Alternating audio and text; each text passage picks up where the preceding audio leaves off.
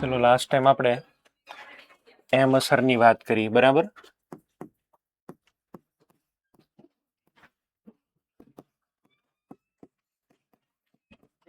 મેસોમેરિક ઇફેક્ટની આપણે ડિસ્કશન કરી. મેસોમેરિક ઇફેક્ટની અંદર છે એ શું હોય, કોઈ એક ફંક્શનલ ગ્રુપ પ્રેઝન્ટ હોય અને flow of electron is fixed, કે ભાઈ ઇલેક્ટ્રોનને અહીંથી વહન પામીને ત્યાં જ જવાનું છે. રેઝોનન્સ જેવું નહીં કે તમે ગમે ત્યાંથી સ્ટાર્ટ કરી શકો, ગમે એમ તમે ફેરવી શકો, કોઈ ડિરેક્શન ડિપેન્ડેડ નથી. અહીંયા આગળ છે એ ડિરેક્શન ડિપેન્ડ હશે અને કોઈ એક ફંક્શનલ ગ્રુપ આવેલું હશે અને due to presence of that functional group it has markedly effect થાય આની અંદર, એટલે બહુ મોટી ઇફેક્ટ જોવા મળે. ચાર્જીસ છે એ કમ્પ્લીટ ક્રિએટ થાય. એક અહીંયા આગળ છે હું પહેલાં તમને ડિફરન્સ નાનો એવો ક્રિએટ કરાવવા માગું છું. ઇન્ડક્ટિવ ઇફેક્ટ શું છે અને રેઝોનન્સ છે એ શું છે? ઇન્ડક્ટિવ ઇફેક્ટ શું છે અને રેઝોનન્સ અથવા તો મેસોમેરિઝમ, બેમાંથી એક. આ બે વચ્ચે છે એ શું ડિફરન્સ આવે છે? આ બે શું વસ્તુ છે? પહેલો પોઈન્ટ છે અહીંયા તમે જુઓ ને તો it is displacement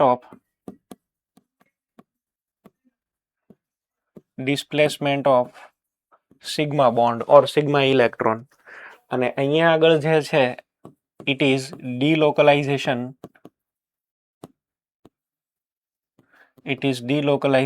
of pi electrons.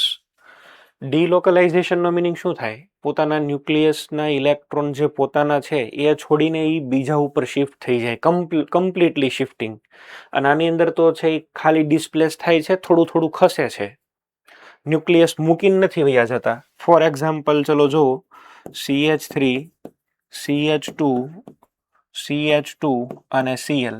તો ભાઈ આ બોન્ડના ઇલેક્ટ્રોન થોડા ક્લોરીન ઉપર ખસે છે, બરાબર? આ સાઈડ આ પણ આ બાજુ ખસે, આ પણ આ બાજુ ખસે. ઇટ ડઝન્ટ મીન કે this two electrons leaves their parent shell of the carbon atom. આ કાર્બન એટમના શેલને મૂકીને ઇલેક્ટ્રોન છે એ કંઈ ભાગી ન જાય. શેલમાં ઇલેક્ટ્રોન પડ્યા હોય તો શેલમાં જ રહે, બસ ખાલી સ્લાઇટલી આ પોલરાઇઝેશન થાય. It is phenomenon of polarisation. આ એક ટાઈપનું પોલરાઇઝેશન છે, ઇલેક્ટ્રોન થોડા થોડા શિફ્ટ થાય છે. વેરેઝ ઇન ધીસ કેસ તમે એની સામે છે એ માની લો કે આવી રીતે લ્યો છો, તો આમાં તો આ પાઈ ઇલેક્ટ્રોન કમ્પલસરી પોતાના ન્યુક્લિયસને મૂકીને જ વયા જાય છે. તમે જુઓ અહીંયા આગળ પ્લસ ચાર્જ આવે છે, અહીંયા માઇનસ ચાર્જ આવે છે. ઇલેક્ટ્રોન અને એને ડીલોકલાઇઝેશન કહેવાય. ડીલોકલાઇઝેશનનો મિનિંગ શું કરવાનો? કમ્પ્લીટલી છોડીને ભાગી જાય. બોન્ડ છે એ આખા મોલેક્યુલ ઉપર જાય છે એવું કહેવા માંગે છે. એટલે ઇન્ડક્ટિવ ઇફેક્ટ અને આ બે ઇફેક્ટ છે એમાં આ ઇફેક્ટ વધારે પ્રોનાઉન્સ હોય, આ ઇફેક્ટ વધારે જોવા મળે, બરાબર? અસરકારકતાની વધારે હોય. અને આમાં જે ચાર્જીસ ડેવલપ થાય એ પ્લસ માઇનસ કમ્પ્લીટ હોય ને આમાં જે ચાર્જીસ ડેવલપ થાય એ પાર્શિયલ હોય. અને એટલા માટે ઇન્ડક્ટિવ ઇફેક્ટ છે ને it is very weak effect. એને આપણે બહુ પ્રાધાન્ય નથી આપતા. આપણે કોઈ પણ જગ્યાએ પહેલા આને જ ચેક કરશું, રેઝોનન્સ થાય છે કે નહીં. આપણી પ્રાયોરિટી આ હશે. પણ મારે તમને ભણાવવું તો પહેલા આ જ પડે, કારણ કે આ સિગ્મા બોન્ડમાં ઓપરેટ થાય છે ને આ પાઈ બોન્ડમાં ઓપરેટ થાય છે. પહેલા સિગ્મા બોન્ડ વાળું કરવું પડે આપણે, બરાબર છે? બીજી વાત અહીંયા આગળ છે એ મેં તમને કીધી એમ, બીજું તમે છે એ જુઓ ને તો આમાં મેઇન ડિફરન્સ બીજો એ દેખાશે.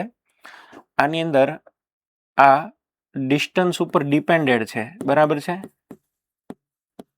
ડિસ્ટન્સ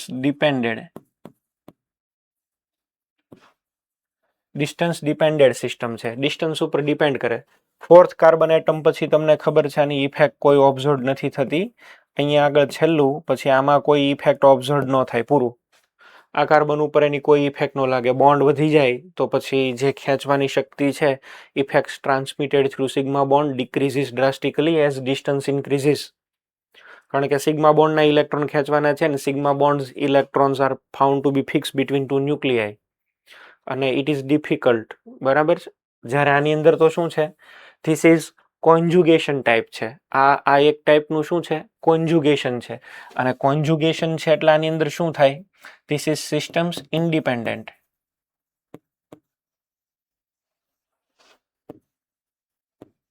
આ સિસ્ટમ્સ ઇન્ડિપેન્ડન્ટ છે એટલે ગમે એટલું લાંબુ હોય ને એ ત્યાં સુધી પહોંચી શકે.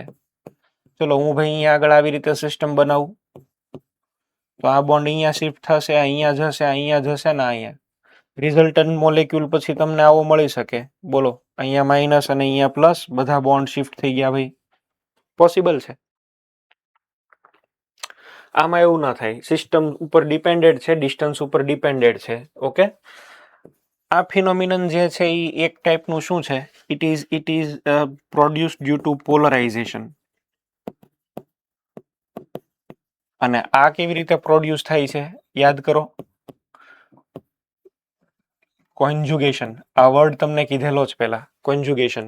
કોન્જુગેશન that means continuous p orbital આપણને મળે તો એને શું કહીએ? કોન્જુગેશન કહીએ. સેકન્ડ પોઈન્ટની વાત કરું તો હમણાં મેં તમને કીધું આમાં ચાર્જ જે ક્રિએટ થાય એ પાર્શલ હોય, એટલે આ ઇફેક્ટ કેવી છે? વીક. અને એની સામે આ ઇફેક્ટ આપણે લેવા જઈએ તો ઇફેક્ટ કેવી છે? સ્ટ્રોંગ ઇફેક્ટ છે. સ્ટેબિલિટી ઉપર આ વધારે ઇફેક્ટ પાડશે, આ નહીં.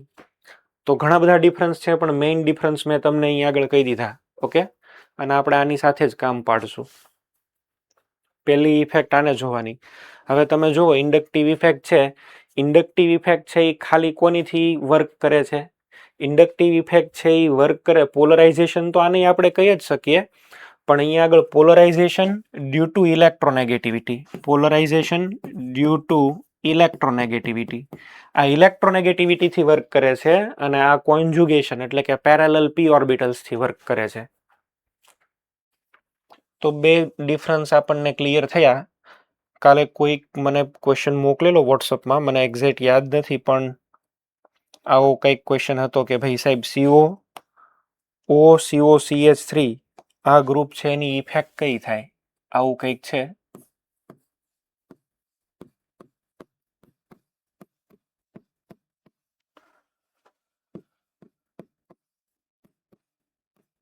ધીસ ઇઝ એસ્ટર. તમે લોકો ફોકસ કોને કરશો? આ જે પહેલો એટમ જોઈન્ટ થયો છે ને, આને જ તમે ફોકસ કરો, which is connected directly to benzene ring. હવે આ એટમ છે એ કાર્બન કરતા તો વધારે ઇલેક્ટ્રોનેગેટિવ છે, અને ઇલેક્ટ્રોનેગેટિવિટી એની વધારે છે, એટલા માટે એ માઇનસ આ ઇફેક્ટ બતાવશે. સેકન્ડ, આ એટમ ઉપર લોન પેર છે, અને લોન પેર હોય તો એ કઈ ઇફેક્ટ બતાવે? Plus M. ઓકે, પણ મેં તમને કીધું એમ, આ લોન પેર જો અંદર જશે તો ચાર્જ પ્રોડ્યુસ થશે, એ કમ્પ્લીટલી પ્રોડ્યુસ થાય, અને કમ્પ્લીટલી ચાર્જ પ્રોડ્યુસ થાય એટલે આ ઇફેક્ટ સ્ટ્રોંગ હોય. આની માટે આ જે ફંક્શનલ ગ્રુપ છે એની માટે આપણે શું કહીએ? બોલો.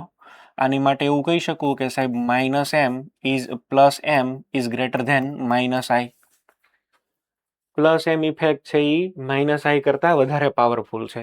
તમે આનું એક આખું વિઝ્યુલાઇઝેશન તમને લેતા શીખવાડું છું, આ કહેવા શું માગે છે.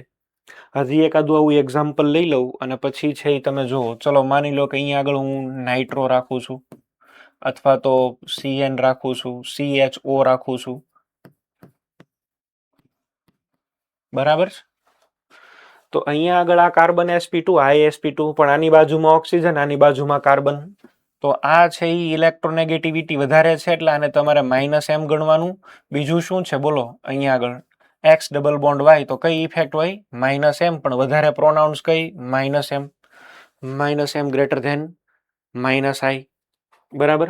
આવી રીતે આમાં તો બેયની સેમ છે, તો પછી નેક્સ્ટ એટમ ઉપર જવાનું. તો ડિસાઈડ કરતા આવડવું જોઈએ. ચલો આમાં આવો પાછા. આ શું કહેવા માંગે? અથવા તો ચલો નાનું એક્ઝામ્પલ લેવા માટે થઈને ફિનોલ કરી દઉં. મોટો ગ્રુપ ન લખવો હોય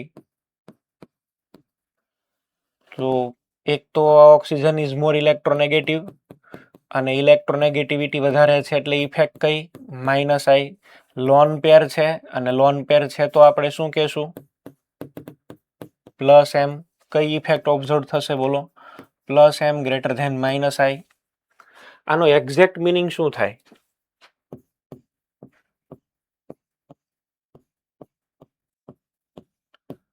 અસર વધારે આ છે, એટલે હવે સમજો ભાઈ, આ લોન પેર છે. આ લોન પેર એટલે એવું સમજો 1 લાખ રૂપિયા છે. 1 લાખ રૂપિયા છે. આ 1 લાખ રૂપિયા છે, આ રિંગને આપે. હવે રિંગને 1 લાખ રૂપિયા આપે એટલે 1 લાખ રૂપિયા ઓર્થો ઉપર જાય, 1 લાખ રૂપિયા પેરા ઉપર જાય, 1 લાખ ફરીથી ઓર્થો ઉપર. આ 3 પોઝિશનોને 1 લાખ રૂપિયા મળે. કોનીથી ભાઈ? કોનીથી કઈ effect? Through +m. Through plus M effect થી 1 લાખ રૂપિયા આપી દે. બીજી કઈ ઇફેક્ટ કરે છે?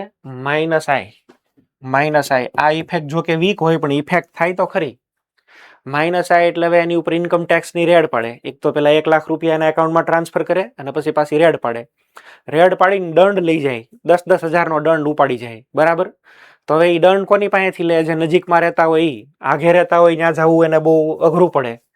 તો અહીંયા આગળ બે પોઝિશન ઓર્થો એટલે નજીક નજીક છે. શું થશે જુઓ, એક આની પાસેથી ને આની પાસેથી. આ બે ઓર્થો પાસેથી 10,000 રૂપિયા ઉપાડી જશે. 10,000 રૂપિયા ઉપાડી ગયા એટલે ઓલ ઓવર અહીંયા થોડો ચાર્જ ઓછો થયો. અહીંયા પણ છે એ થોડો ચાર્જ છે એ કેવો થયો? ઓછો થયો. આ બહુ દૂર રહે છે, દૂર રહે છે એટલે એમ કે હવે ત્યાં પછી જાશું. વિચારો ઓલ ઓવર ફાયદો કોને થયો? આને તો 1 લાખના 1 લાખ જ રહ્યા, પણ આ બેને 90,000 થઈ ગયા. તમને આખી વાત સમજાણી હું શું કહું છું? How મેસોમેરિક effect and inductive effect work together in a molecule. કેવા બે એક હારે કામ કરે. એટલે આને બેન ફાયદો તો થયો છે, પણ અહીંયા આગળ છે એ ઓલ ઓવર એટલો ફાયદો નથી થયો જેટલો આને થયો છે. તો ઇલેક્ટ્રોન ડેન્સિટી જે અહીંયા ડિસ્ટ્રીબ્યુટ થાય એ આવી રીતે થાય. આ તો બધે કમ્પ્લીટલી ચાર્જ પ્રોવાઈડ કરે છે, પણ આ થોડું ઘટાડવાનું કામ કરી દે. એવું અહીંયા આગળ જોવા મળે. ફાયદો તો છે જ તે. ઇફેક્ટ તો વધારે પ્રોનાઉન્સ એમ જ થાય છે, કારણ કે જો 90 નો ફાયદો તો થયો એટલા તો હું સારું જ કહેવાય ને. તો એવું થશે અહીંયા આગળ. બરાબર છે. તો આ પ્રકારના ગ્રુપ. આની સામે ચલો હું કોઈ -m વાળું ગ્રુપ લઈને દેખાડું છું. એક્ઝામ્પલ,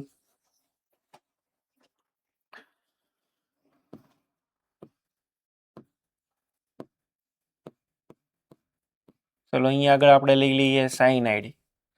તો સાયનાઇડ નાઇટ્રાઇલ છે, કાર્બન છે એ sp છે, અને sp કાર્બન એટલે ઇલેક્ટ્રોનેગેટિવ વધારે, -i ઇફેક્ટ સ્ટ્રોંગ. બીજું શું કરશે આ બોલો? -m ઇફેક્ટ પણ છે એ કરી શકે. બરાબર.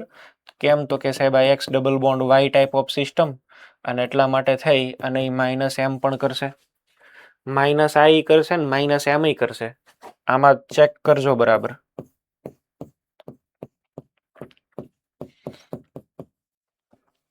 અહીંથી ઇલેક્ટ્રોન ખેંચા. ક્યાંથી ખેંચા? ઓર્થો ઉપરથી, પેરા ઉપરથી, ઓર્થો ઉપરથી. બરાબર. બધાને છે એ અહીંયા આગળ છે બધાના ઘરમાં ચોરી થઈ ગઈ. બધાના ઘરની અંદર ચોરી થઈ ગઈ અને બધા પાસેથી 1 લાખ રૂપિયા ઉપડી ગયા. ઓર્થો પેરા ને ઓર્થો. બરાબર. ઓર્થો પેરા ને ઓર્થો. હવે અહીંયા આગળ છે આ બિચારાને તો એક તો ચોરી થઈ હતી ને, એવામાં પાછા ઓલા ઇન્કમ ટેક્સ વાળા આવ્યા. અને ઇન્કમ ટેક્સ વાળા કેવા હોય? Distance depended. બહુ આઘા રહેતા હોય ત્યાં ન જાય, પાછા હળી કરવા ન જાય. નજીકમાં આ બે બિચારા છે. એક તો બિચારાને છે એ 1 લાખ રૂપિયા વયા ગયા ને પાછી 10,000 નો ટેક્સ ફટકાર્યો. એટલે હતા એ બિચારાને હાવ પૈસા ગયા. અહીંયા આગળ પોઝિટિવ ચાર્જ તમે જો બહુ બે જગ્યાએ વધી ગયો હશે. પેરાવાળાને બહુ ન બતાવે, પેરામાં થોડો ઓછો, આ બે જગ્યાએ વધારે. એવું થશે. હવે આ આખા મોલેક્યુલમાં આપણને એમ કે ઇલેક્ટ્રોન ક્યાં છે? તો ઇલેક્ટ્રોન અહીંયા હશે, મેટા પોઝિશને. આને કાંઈ નથી થતું. બરાબર. આ એના પૈસા એવી રીતે રાખે છે ને કે કોઈ કાંઈ ઉપાડી જ ન શકે. એટલે એવી જગ્યાએ સ્ટોર કરીને રાખવાના કે કોઈને ધ્યાનમાં ન આવે. બરાબર. એવું આ કહેવા માંગે છે એક્ઝામ્પલ. તો ઓલ ઓવર ઇફેક્ટ આવી આપણને પ્રોનાઉન્સ થાય. બોલો કોઈને પ્રોબ્લેમ હોય તો જુનાગઢ રેઝડ હેન્ડ.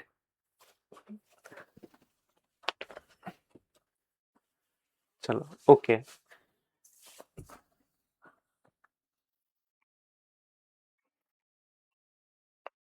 સારું. તો ઇન્ડક્ટિવ ઇફેક્ટ અને મેસોમેરિઝમ બે કેવી રીતે ઓપરેટ કરે છે એ મેં તમને અહીંયા આગળથી કીધું. હવે આપણે એવું કરીએ, એરોમેટિસિટી ઉપર જઈએ. એરોમેટિસિટી એક, હા બોલો. સર આપણે બેન્ઝીનની જગ્યાએ બીજું કોઈ મૂકી દઈએ તો આ ઇફેક્ટ બદલી જાય? આ ઇફેક્ટ તો બદલે જ, હા. પણ આપણે મેસોમેરિકને સાથે કમ્પેર કરવા માટે થઈને આપણે કોન્જ્યુગેટેડ સિસ્ટમ જ લેવી પડે. જે કાંઈ આપણે એક્ઝામમાં ક્વેશ્ચન આવવાના છે ને એ બેન્ઝીન સાથે રિલેટેડ જ આવવાના છે, એટલે આપણે બધે બેન્ઝીન જોઈન્ટ કર્યું છે. બાકી એવું જરૂરી નથી તમે આવી ઓપન ચેઇન જોઈન્ટ કરી શકો. અહીંયા આગળ ચલો OCH3 લઈ લઈએ. બરાબર છે. તો આમાં આ ઇફેક્ટ જે લાગુ પડતી હોય એવી રીતે જ થાય. પણ બેન્ઝીન બેસ્ટ છે, કારણ કે આપણને એક્ઝામિનર ક્વેશ્ચન બેન્ઝીન રિલેટેડ જ આપવાના છે. ચલો નવો ટોપિક સ્ટાર્ટ કરીએ. ટોપિકનું નામ છે એરોમેટિસિટી.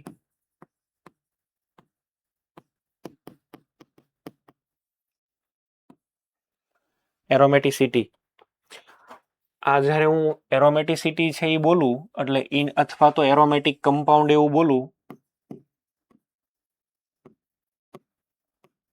એરોમેટિક કેરેક્ટર કે એરોમેટિક કમ્પાઉન્ડ આવું બોલું એટલે તમારે છે ને ઇનડાયરેક્ટલી એવું સમજી લેવાનું કે આ બધા કમ્પાઉન્ડની સ્ટેબિલિટી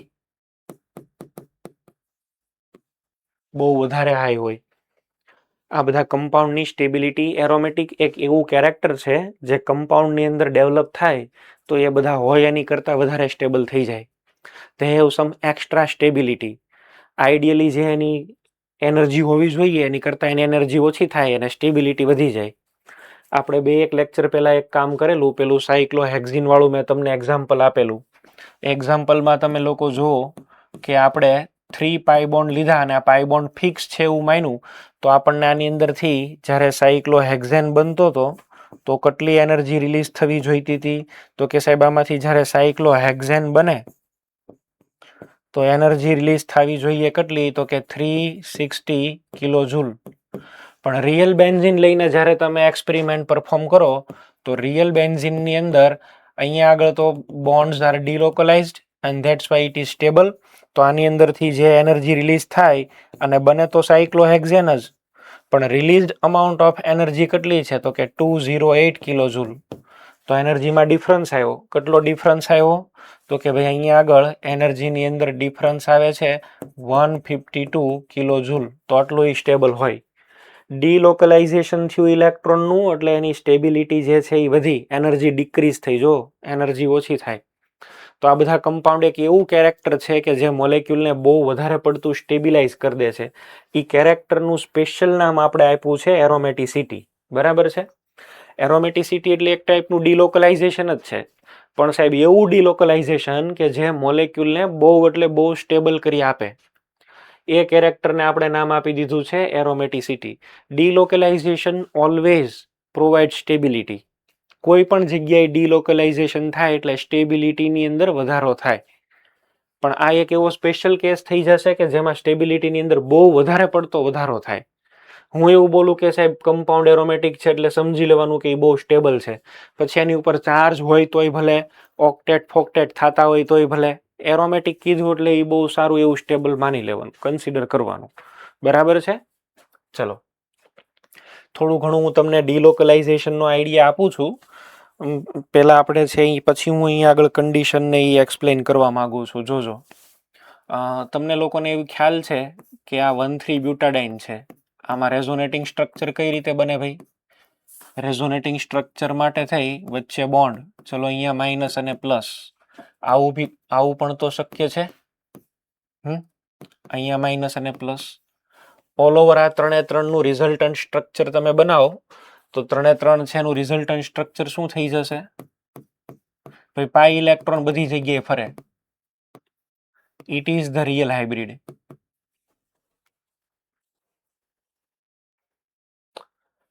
હવે હું એક કામ કરું છું, તમને લોકોને કેમિકલ બોન્ડિંગ મેં જ્યારે એક્સપ્લેન કરેલું ત્યારે એવું શીખવાડેલું.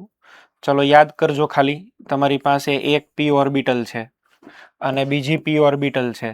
તો આ બે પી ઓર્બિટલ એકબીજાની સાથે જોઈન્ટ થાય તો બે ટાઈપના બોન્ડિંગ યાદ છે? બીએમઓ નીચે અને એબીએમઓ ઉપર.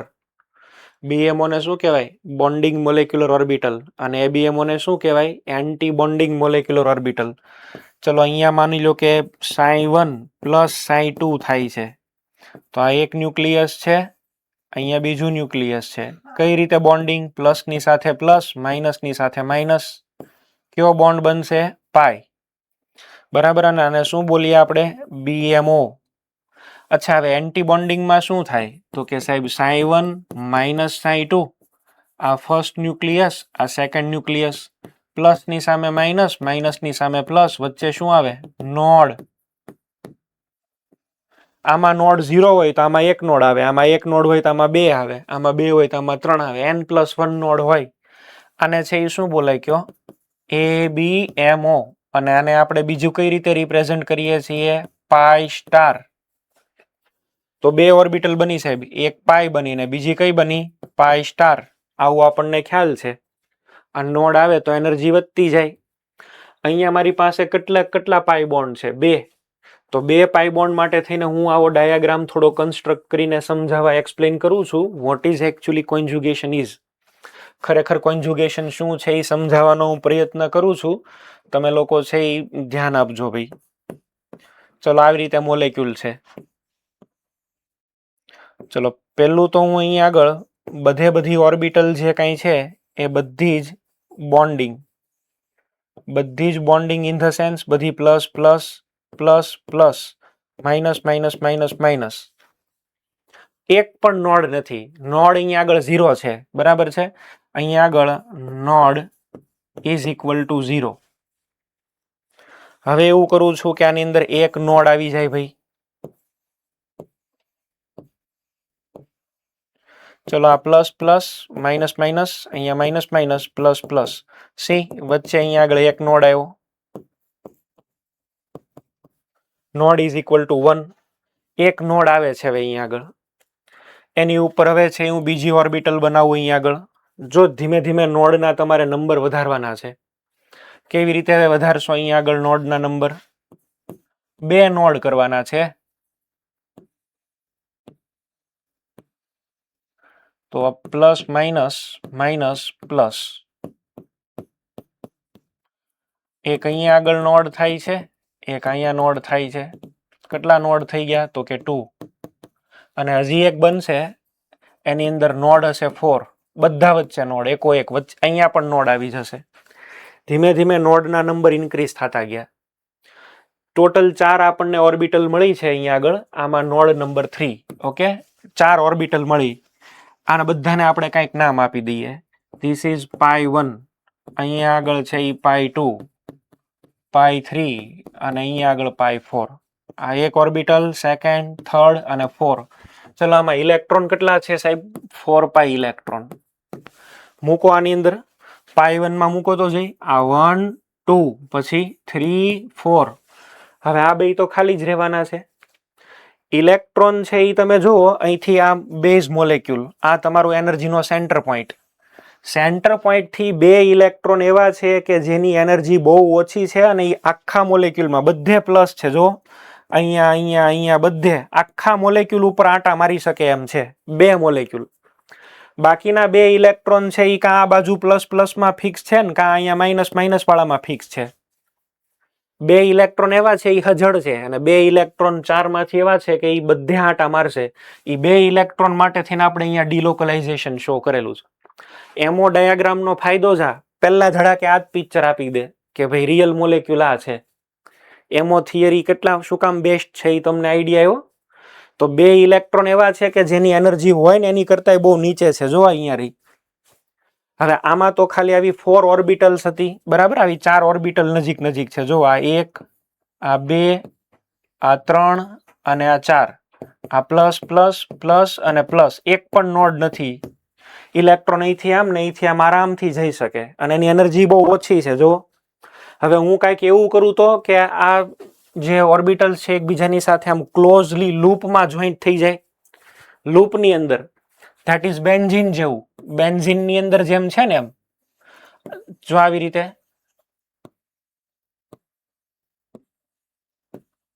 આ બધા પ્લસ પ્લસ પ્લસ અને માઇનસ માઇનસ માઇનસ બધાને એક સાથે જોઈન્ટ કરી દો. હવે તમે સમજો છો?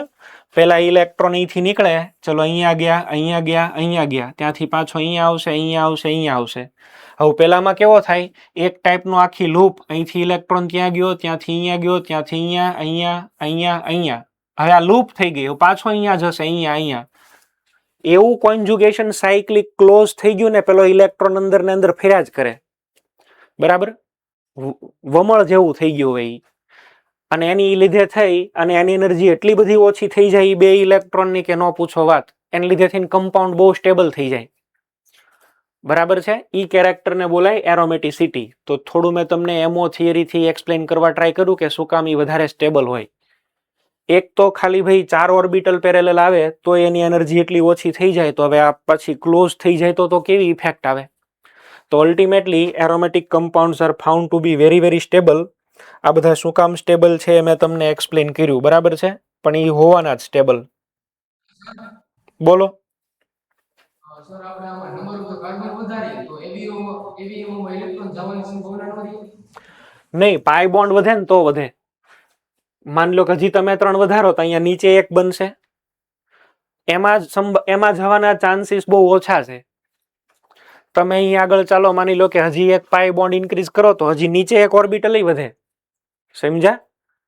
જેટલી એટોમિક ઓર્બિટલ કમ્બાઈન થાય ને એટલી મોલેક્યુલર ઓર્બિટલ બને. આમાં કેટલી કમ્બાઈન થઈ? જો 1 2 3 4, તો અહીંયા 4 બની, 1 2 3 ને અહીંયા 4. આ હજી 1 મેં બનાવી નથી પણ એમાં નોડ 3 હોય એવું બને. એટલે ઓલ ઓવર તો ડિલોકલાઇઝેશન થી સ્ટેબિલિટી જ વધે જ્યારે જ્યારે પાઈ બોન્ડ આવી રીતે આવી જાય ને ત્યારે. ઓકે, સારું, ચલો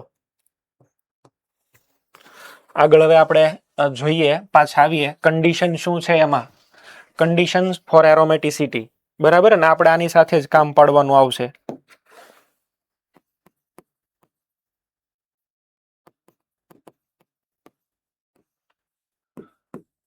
પહેલી condition, compound must be cyclic and planar. Compound must be cyclic and planar. Third number, each member of the ring must be an sp2. Fourth, which is specially known as Haeckel's rule. અને Haeckel's rule શું છે ભાઈ? 4n plus 2 is equal to pi electrons, where n is always an integer number. n is equal to 0, 1, 2, 3 and so on. n અહીં આગળ 0 મૂકો તો compound to be aromatic must have 2 pi electron, 6 pi electron, 10 pi electron, 14 pi electron and so on. compound છે એ cyclic હોય. Cyclic એટલે ring હોય. Open chain compound never be an aromatic. આનો સીધો મિનિંગ શું થઈ ગયો? ઓપન ચેઇન કમ્પાઉન્ડ કોઈ દી એરોમેટિક નહીં હોય. મેં હમણાં જ તમને વાત કરી, એક લૂપ બને, પાઈ ઇલેક્ટ્રોન્સ અંદર ફરે એની એક લૂપ બને, અને એ જે લૂપ બને એને લીધે થઈને સ્ટેબિલિટી એક્સ્ટ્રીમલી હાઈ થઈ જાય. ઓકે, નોર્મલ ડિલોકલાઇઝેશન થી સ્ટેબિલિટી વધે એની કરતા લૂપ થી જે સ્ટેબિલિટી વધે એ બહુ વધારે હોય. પ્લેનર હોય કમ્પાઉન્ડ એટલે કે પેરેલલનેસ ઇઝ ઇમ્પોર્ટન્ટ. ઓકે, એક જ કમ્પાઉન્ડમાં પેરેલલ નથી, અને ટબ શેપ છે એ મેં તમને એકવાર કીધેલું, એ ફરીથી યાદ કરાવીશું. અને each member of the ring must be sp2. આ 3 કન્ડિશનને એક સાથે ભેગી કરો, બરાબર? આ 3 કન્ડિશનને એક સાથે ભેગી કરો ને તો એને બોલાય ક્લોઝડ કોન્જુગેશન. ક્લોઝડ કોન્જુગેશન,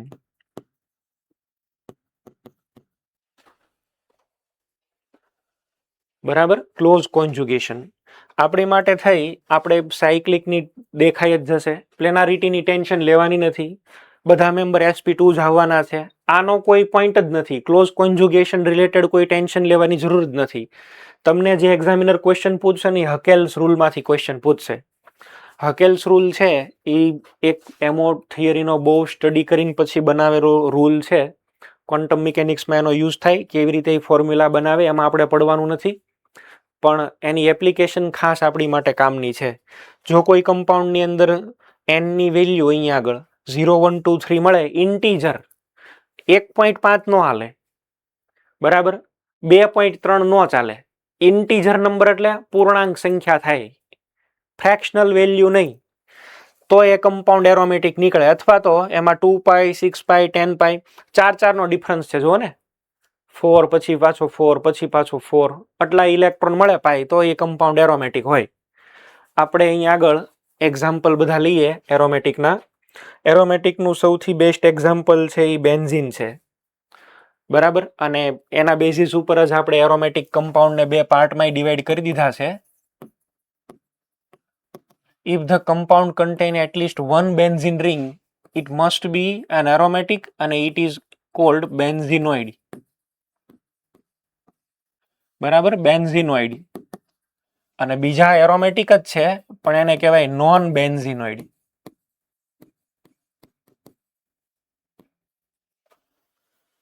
આના એક્ઝામ્પલ લઈએ ચલો. બેન્ઝિનોઇડ, એટલીસ્ટ એક તો બેન્ઝિન રિંગ હોવું જ જોઈએ. જો આમાં તમે એપ્લાય કરો હકેલ્સ રૂલ, 2, 4 અને 6 કેટલા પાઈ ઇલેક્ટ્રોન દેખાય છે ભાઈ? 6. ચલો એપ્લાય કરો. 4n + 2 is equal to pi electron કેટલા છે? 6. That's why 4n is equal to કેટલા થઈ ગયા? 4. n is equal to 1. Integer મળે છે તો કે હા, તો આ હશે એરોમેટિક. ચલો માનો કે મને આપ્યું છે naphthalene.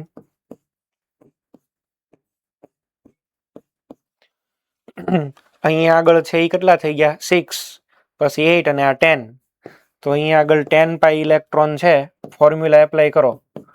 4n + 2 is equal two 10. તો 4n is equal two 8. n is equal to કેટલા થઈ ગયા? 2. ઇન્ટીજર નંબર મળ્યો તો કે હા, ઇન્ટીજર નંબર મળે છે તો આ એરોમેટિક હશે.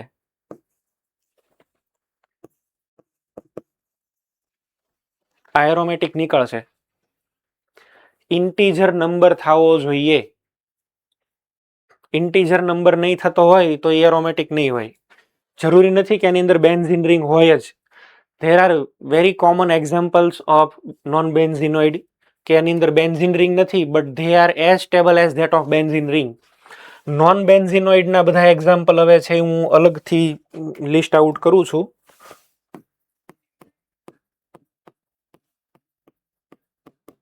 ને non બેન્ઝિનોઇડ aromatic compounds.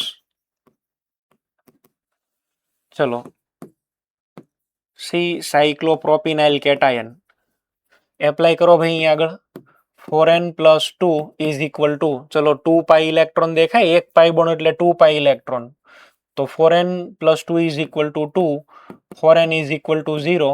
n is equal to 0. n is equal to 0. એટલે આ કેવો થશે? એરોમેટિક. અચ્છા, આની અંદરથી જે આયન બનશે એને કેમ લખાશે? જો અંદર રિંગ અને પ્લસ ચાર્જ. આ મેં તમને પહેલા પણ કીધેલું, આને આવી રીતે લખી શકાય. 2 પાઈ ઇલેક્ટ્રોન બધે ફરશે, પ્લસ ચાર્જ બધી જગ્યાએ હશે. 1/3 1/3 1/3 એરોમેટિક છે. પ્રોપિનાઇલ કેટાયન કહેવાય આને. ચલો આવું આપ્યું છે. અહીંયા પણ માઇનસ છે, અહીંયા પણ માઇનસ છે.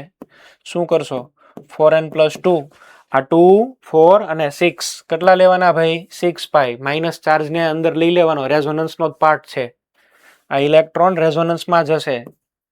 શું કરશો? 4n is equal to 4. n is equal to 1. Integer number મળ્યો સાહેબ, આ એરોમેટિક છે. અને આને આપણે આવી રીતે લખી દઈએ, બેન્ઝિનની જેમ જ લખી શકાય. ચલો એની સામે હું અહીંયા આગળ આવું લઉં છું,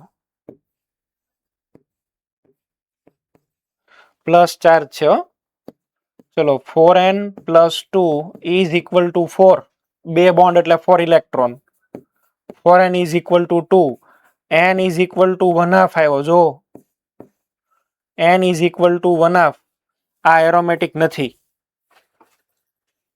that is not an aromatic compound. 1/2 મળે છે, એરોમેટિક નથી ભાઈ.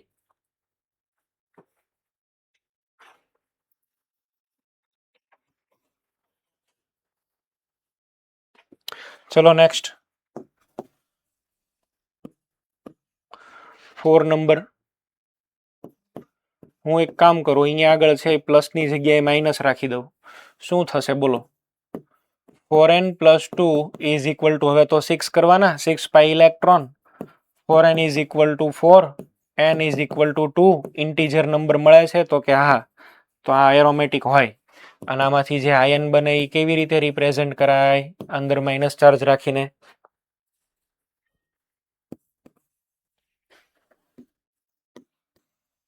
આ કોઈમાં બેન્ઝિન રિંગ નથી બટ આ બધા બેન્ઝિન જેટલા જ સ્ટેબલ ગણવાના. બેન્ઝિન નથી પણ બેન્ઝિનની જેવા જ સ્ટેબલ લઈ લેવાના તમારે. ઓકે, ચલો આવું આપું છે.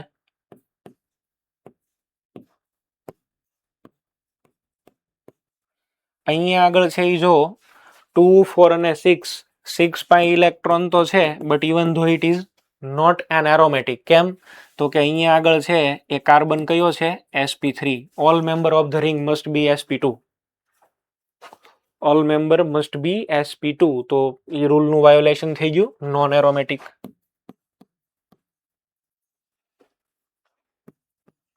ચલો આમાં એક કામ કરી દઈએ, અહીંયા સાહેબ હું બોરોન મૂકી દઉં. બોરોન તો ખબર ને, ઓલવેઝ sp2 હોય. Boron is sp2. હવે અહીંયા આગળ છે એ 4n plus 2 is equal two 6 થઈ ગયા. n ઇઝ ઇક્વલ ટુ 1 નીકળશે, અને n ઇઝ ઇક્વલ ટુ 1 નીકળે તો આને કહેવાય એરોમેટિક.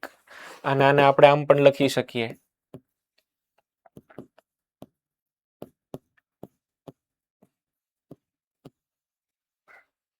એરોમેટિક છે.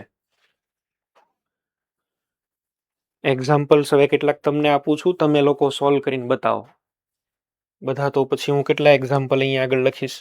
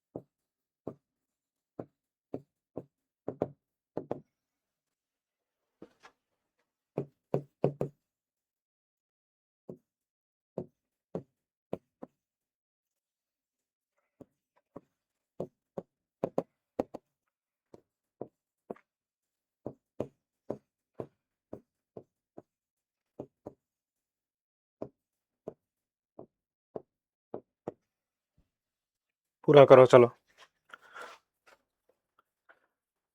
અત્યારની નવી સિસ્ટમ ક્વેશ્ચન પૂછવાની આવી થઈ ગઈ છે. નીટની અંદર પણ આવા તમને ઓછામાં ઓછા 7-8 ડ્રો કરી દેશે, અને પછી એવું પૂછે among this how many are aromatic. એટલે મેં તમને આવી રીતે જ ક્વેશ્ચન છે એ પ્રોવાઈડ કર્યો છે. એટલે તમારે સંખ્યા ગોતવાની કે ભાઈ આમાંથી 5 એરોમેટિક છે, કે 2 એન્ટી એરોમેટિક છે, કે 2 નોન એરોમેટિક છે. બધા ટર્મિનોલોજી કરાવું છું, પણ પહેલા અત્યારે એરોમેટિસિટીની ડિસ્કશન ચાલે છે, તો તમે એનું એક્ઝામ્પલ સોલ્વ કરો.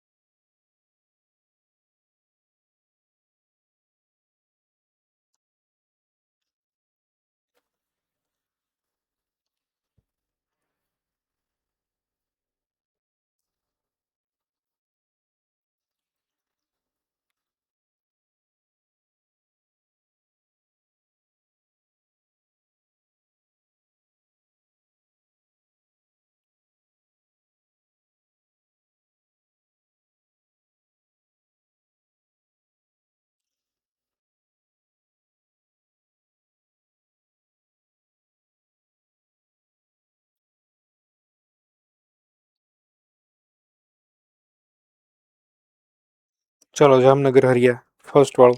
ભાઈ ફટાફટ બોલતા જજો એરોમેટિક કે શું છે, એરોમેટિક નથી કે નોન એરોમેટિક. બરાબર, એરોમેટિક કે નોન એરોમેટિક એવું બોલતા જજો. બોલો. પેલાની અંદર છે એ કેટલા થઈ ગયા અહીંયા આગળ કેલ્ક્યુલેટ કરો ભાઈ તમે. આ 2 4 6 અને 8 રાખવાના ને.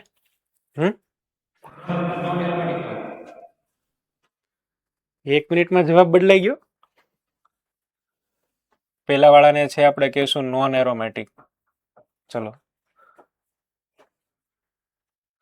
સેકન્ડ કાવ્યાબેન,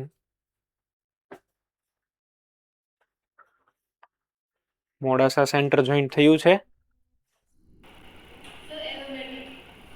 એરોમેટિક કેટલા થાય છે આમાં? 2 pi electron, n is equal to 0, aromatic. ચલો જુનાગઢ.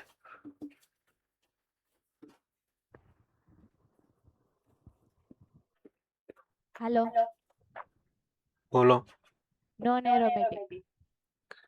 એરોમેટિક છે. અંદર 6 પાઈ ઇલેક્ટ્રોન છે, 2 4 6. આ લોન પેર તો બહારની સાઈડ છે. એવું એક વખત મેં તમને કીધેલું હતું, પિરિડિનની લોન પેર બહારની સાઈડ છે અને તમારે ધ્યાનમાં લેવાની નથી. તો બેન્ઝિનની જેમ આમાં 6 પાઈ ઇલેક્ટ્રોન છે. બરાબર, આ લોન પેર ક્યાં છે? આઉટસાઇડ. એરોમેટિક થશે. ચલો ભાઈ પોરબંદર સેન્ટર 10 નંબરનો આન્સર આપો. 8 પાઈ ઇલેક્ટ્રોન થાય છે, નોન એરોમેટિક.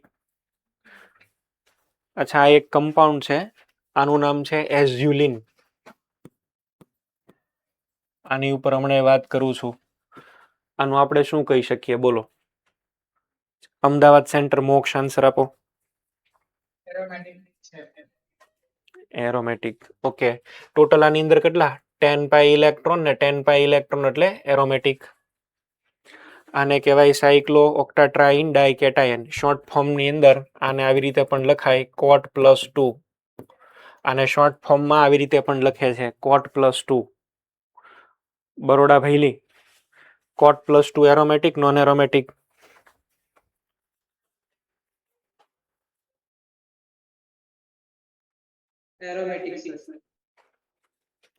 ઓકે, આ વાળા જે છે એ એરોમેટિક થશે. નેક્સ્ટ પાયરોલ છે. આ જે છે 5 મેમ્બરની રિંગ અને નાઇટ્રોજન, આનું નામ છે પાયરોલ. બરાબર છે, આને શું આપણે બોલીએ છીએ? પાયરોલ. પાયરોલ એરોમેટિક છે કે નહીં? ચલો આનો આન્સર આપશે રાધિકા સેન્ટર. સર છે એરોમેટિક. એરોમેટિક છે. આમાં એક લોન પેર છે, એક લોન પેર અંદર હશે ને હાઇડ્રોજન બારની સાઈડના પ્લેનમાં હશે. 2 4 અને 6 એરોમેટિક છે. બરાબર, it is known as aromatic compound. ચાલો ભાઈ જ્ઞાનવેલી આન્સર આપો. આનું નામ છે ફ્યુરાન. ફ્યુરાન એરોમેટિક છે કે નથી? આમાં બે લોન પેર છે, એક લોન પેર અંદર છે ને એક લોન પેર બહાર છે. બહાર વાળી તો જોવાની ન હોય, અંદર વાળી આપણે ગણીએ તો આ પણ થશે એરોમેટિક. સલ્ફરમાં પણ એવું, આને આપણે બોલશું થાયોફિન. થાયોફિન. અને આ પણ છે એ કેવું છે? એરોમેટિક. આ બધા એવા એટમ અંદર આવે, આને શું કહેવાય? Hetero atom. તો ધે આર હિટ્રોસાયક્લિક એરોમેટિક. આ બધાને શું બોલાય? હિટ્રોસાયક્લિક એરોમેટિક એવું બોલાય. ઓકે, ચલો આની અંદર આન્સર આપે રાજકોટ. આન્સર આપવામાં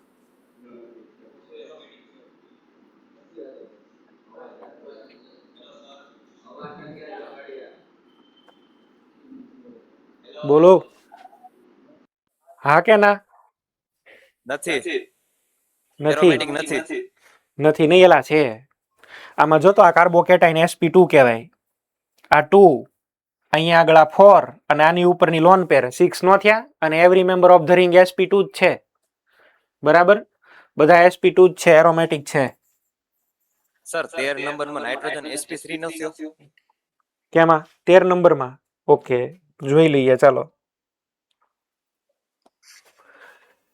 મને યાદ છે મેં થોડા સમય પહેલા આવું કરાવેલું તમને. આ એક એક્ઝામ્પલ તમને લોકોને યાદ હશે એવું માનું છું. અહીંયા કાર્બન છે, અથવા તો આને આવી રીતે લખી દઉં, જો CH2 અને અહીંયા માઇનસ. નોર્મલી એનું હાઇબ્રિડાઇઝેશન કયું હોય? sp3. પણ આ તો પાઈ બોન્ડ બનાવવા માટે યુઝ થઈ જાય છે, અને જેવો પાઈ બોન્ડ બનાવવા માટે યુઝ થાય એટલે આનું હાઇબ્રિડાઇઝેશન કયું ગણવાનું? sp2. આ કીધું તું કે નહોતું કીધું? હા કે ના? તો એઝ ઇટ ઇઝ અહીંયા આગળ આ નાઇટ્રોજન, અહીંયા આગળ H. ચલો આ લોન પેર આવી રીતે આમ રેઝોનન્સ કરે, તો રેઝોનન્સ કરવા જાય અહીંયા આગળ NH, આ ડબલ બોન્ડ, એની ઉપર પ્લસ ચાર્જ, અહીંયા આવશે માઇનસ ચાર્જ. આ કેવો થાય બોલો? એક વાત સાંભળો, જ્યારે પણ ક્યારેય નાઇટ્રોજન છે ને એ ડબલ બોન્ડની બાજુમાં હોય ને, કોઈ પણ જગ્યાએ લોન પેર વાળો એટમ ડબલ બોન્ડની બાજુમાં હોય ને એટલે sp2 જ કહેવાનો, કોઈ પણ એટમ હોય. Let me do sum practice on it. ચલો આમાં થોડીક પ્રેક્ટિસની તમને વાત કરી લઉં. મને આવું આપ્યું, ચલો CH2 double bond CH NH2. શું આ નાઇટ્રોજન sp2 કાર્બન હારે જોઈન્ટ છે કોન્જુગેશન હારે? તો કે હા. તો આની લોન પેર ડબલ બોન્ડ બનાવવા માટે આપશે? હા. ડબલ બોન્ડ બનશે? હા. તો આને કેવો ગણવાનો મારે? sp2. બરાબર. ડબલ બોન્ડ હોય જ ને sp2 હોય એવું નથી કે અહીંયા ડબલ બોન્ડ દેખાય તો જ તમે sp2 કહો. ડીલોકેલાઇઝેશન થાય એટલે એ ઓટોમેટિક કેવો થઈ જાય? sp2. ઓકે, ચલો માની લો કે ભાઈ મને આવી રીતે આપેલું છે, અહીંયા આગળ NH અને અહીંયા બોન્ડ. શું આ નાઇટ્રોજનની લોન પેર રેઝોનન્સ કરીએ કે આની હારે? હા. તો આ મારે કેવો ગણવાનો? sp2. બરાબર. એવું જરૂરી નહીં કે ડબલ બોન્ડ હોય તો જ sp2 થાય, જેવું કે આ કેસની અંદર છે. ચલો મને આવી રીતે આપેલું છે ભાઈ, તો આ નાઇટ્રોજન તો સાહેબ sp2 છે જ છે. આ નાઇટ્રોજન પણ કેવો કહેવાશે? sp2. પછી કોન્જુગેશન હારે કાંઈ નાવા નીચોવાનું ન હોય તો એ sp3 કહેવાય. આમાં sp3 કહેવાય. લ્યો, આની અંદર sp3 થાય. એક સ્ટ્રોંગ ક્વેશ્ચન છે એ તમને કહું, ઘણાને આની અંદર ભૂલ પડી ગયેલી છે ભૂતકાળની અંદર પણ.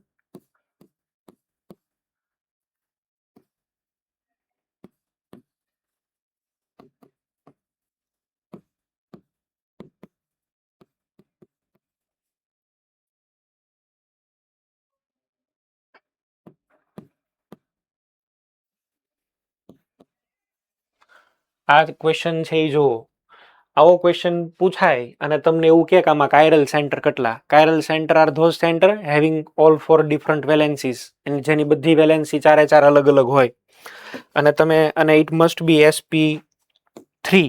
કાયરલ સેન્ટર છે એ sp3 જ હોય એવું આપણે કીધેલું. બરાબર. તો જો આ કાયરલ સેન્ટર છે સાહેબ, આ કાયરલ સેન્ટર છે. તમને નાઇટ્રોજન કાયરલ સેન્ટર દેખાય છે કારણ કે એક ફિનાઇલ છે, એક અહીંયા CH3 છે, એક લોન પેર છે ને એક આખું ગ્રુપ છે.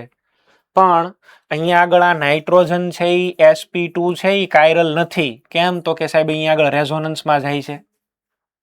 નોટ કરો બધા. આવો ક્વેશ્ચન પૂછો હોય કેટલાય મરી જાય રાતોરાત. બરાબર. આમાં જવાબ લખીને બહાર આવે 3 એમ, અને પછી ખબર પડે કે લે આમાં તો આવું થયું. આ sp2 સેન્ટર છે ભાઈ, આને છે એ કાયરાલિટીમાં નહીં લેવાનો. નાઇટ્રોજન કાયરલ સેન્ટર નથી. બરાબર. બોલો, હવે કોઈને શંકા હોય તો બોલો. શંકા હોય, લઘુ શંકા હોય.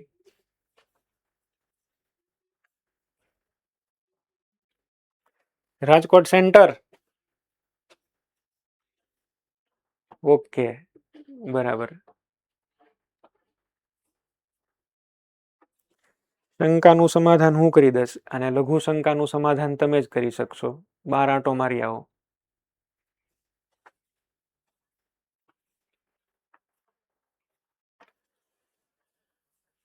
કાયરલ સેન્ટર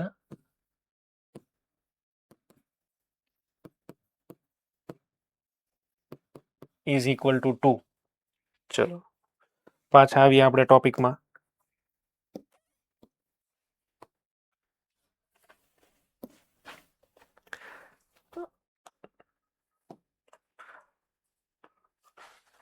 એરોમેટિસિટી જે છે એની એરોમેટિસિટી કોઈ કમ્પાઉન્ડની અંદર રિયલી એક્ઝિસ્ટ કરે છે કે નહીં એ ચેક કરવું હોય તો આપણને કેમ ખબર પડે? આપણને થોડું દેખાશે કે આની અંદર એટલા પાઈ ઇલેક્ટ્રોન છે, કોઈ કમ્પાઉન્ડ આપ્યો અને આપણે એનું કંઈ વિઝ્યુલાઇઝેશન ન કરી શકીએ. તો એક્સપેરિમેન્ટલી એની એક ટેકનિક છે, અને એ એક્સપેરિમેન્ટલી જે ટેકનિક છે એ ટેકનિકનું નામ છે NMR spectroscopy. NMR spectroscopy. NMR એટલે nuclear magnetic resonance. Nuclear magnetic resonance. MRI મશીનનું નામ તમે સાંભળ્યું હશે, MRI. ઘણા લોકો જે છે એને MRI કરાવવું પડે, બરાબર? તમે એક્સરે લ્યો ને, એક્સરે ટેકનિક સારી જ છે, પણ માની લો કે કોઈ હાડકાની અંદર એકદમ માઇક્રોમીટર વાળી તડ પડી છે હાડકામાં, તો એ પકડાય નહીં. એક્સરેની અંદર ન પકડાય, ખબર જ ન પડે કે અહીંયા આગળ શું છે. અથવા માની લો કે કોઈ સ્નાયુ તૂટી ગયો છે તો એ પ્રોપર ખબર ન પડે. પણ તમે MRI મશીનની અંદર નાખો કોઈ પણને, એટલે એની અંદર એક્ઝેક્ટ જે હોય ને બધી ખબર પડી જાય. એટલું એની અંદર સ્ટ્રોંગ મેગ્નેટિક ફિલ્ડ ક્રિએટ થાય. ચાલો છોડો, એની વાત પછી કરીશ. પહેલા તો આપણે આનું કામ છે nuclear magnetic resonance. Nuclear magnetic resonance એટલે આની અંદર શું હોય? તો કે આની અંદર એક આપણે એરોમેટિક કમ્પાઉન્ડ લેવાનો, અને એરોમેટિક કમ્પાઉન્ડને મેગ્નેટિક ફિલ્ડની અંદર મૂકવાનો. મેગ્નેટિક ફિલ્ડની અંદર મૂકો એટલે શું થાય? માનો કે મારી પાસે બેન્ઝીન છે, આ બેન્ઝીન છે, અને બેન્ઝીનની અંદર અહીંયા આગળ આ પાઈ ઇલેક્ટ્રોન્સ છે. This are the pi electrons. હું આને મેગ્નેટિક ફિલ્ડમાં મૂકી દઉં છું. મેગ્નેટિક ફિલ્ડની અંદર મૂક્યો, આ બધું મેગ્નેટિક ફિલ્ડ છે, આ બહારનું મેગ્નેટિક ફિલ્ડ છે. એક્સટર્નલ મેગ્નેટિક ફિલ્ડ કહેવાય, એક્સટર્નલ મેગ્નેટિક ફિલ્ડ, બરાબર? અને મેગ્નેટિક ફિલ્ડને ફિઝિક્સ વાળા છે એ H થી રિપ્રેઝન્ટ કરે છે, તમારે આવશે. તો એક્સટર્નલ મેગ્નેટિક ફિલ્ડ છે. હવે શું થાય? હવે અહીંયા આગળ તમે પેલું એક એવું શીખ્યા હશો, કોઈ પણ ચાર્જ પાર્ટિકલ જ્યારે મોશન કરે તો એની આજુબાજુ એક મેગ્નેટિક ફિલ્ડ ક્રિએટ થાય, રાઈટ? થંભલો ને એવું બધું શીખ્યા ને, ઓલું જમણા હાથના અંગૂઠાનો નિયમ ને એવું બધું શીખ્યા હશો. ઇલેક્ટ્રોન માની લો કે એક વાયરની અંદર અહીંથી આમ જતો હોય તો એની આજુબાજુ એક આખું મેગ્નેટિક ફિલ્ડ ક્રિએટ કરી દે પોતાની આજુબાજુ. તો અહીંયા આગળ ઓલા ઇલેક્ટ્રોન ફરે છે, આ ઇલેક્ટ્રોનને એનું પોતાનું કંઈક મેગ્નેટિક ફિલ્ડ હશે. આ ઇલેક્ટ્રોન માની લો કે આવી રીતે ફરતા હોય, કોઈ પણ રીતે એની ડિરેક્શન આપણે અત્યારે એની ડિરેક્શન હારે લેવા દેવા નથી, પણ આ ઇલેક્ટ્રોન આવી રીતે ફરે એટલે એ પોતાનું એક મેગ્નેટિક ફિલ્ડ ક્રિએટ કરે, અને એ પોતાનું મેગ્નેટિક ફિલ્ડ કરે એ આવી રીતે ક્રિએટ કરશે. જો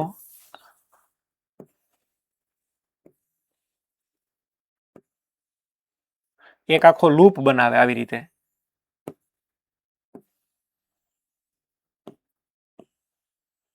અને એ લૂપ બનાવે, એ લૂપને લીધે થઈ અને અહીંયા આગળ વચ્ચે જે મેગ્નેટિક ફિલ્ડ હોય એ લાગુ પડતું હોય ને એની કરતાં વધારે લાગુ પડે. એક આવું આખું રિંગ કરંટ ડેવલપ થાય, રિંગ કરંટ જનરેટ થાય. અને આ જે રિંગ કરંટ ડેવલપ થાય, રિંગ કરંટ, એનો આપણે મેઝરમેન્ટ કરીએ છીએ કે કેટલો કરંટ ડેવલપ થયો.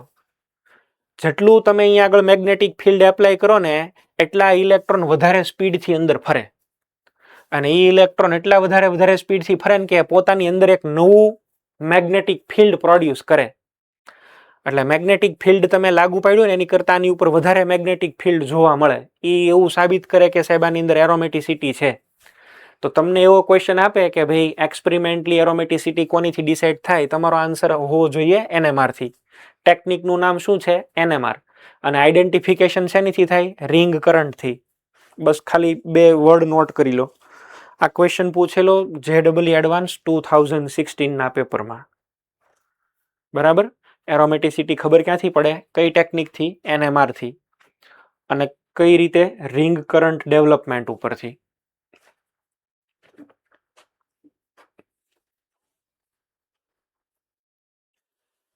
અંદર ઇલેક્ટ્રોન અહીંયા આગળ ફરતા જ હોય, રિંગ કરંટ હોય જ, પણ તમે મેગ્નેટિક ફિલ્ડ મૂકો ને તો એ વધારે ઇફેક્ટ જોવા મળે. થવી જોઈએ એની કરતાં વધારે. સેન્સિટિવ છે આવડો બાળક.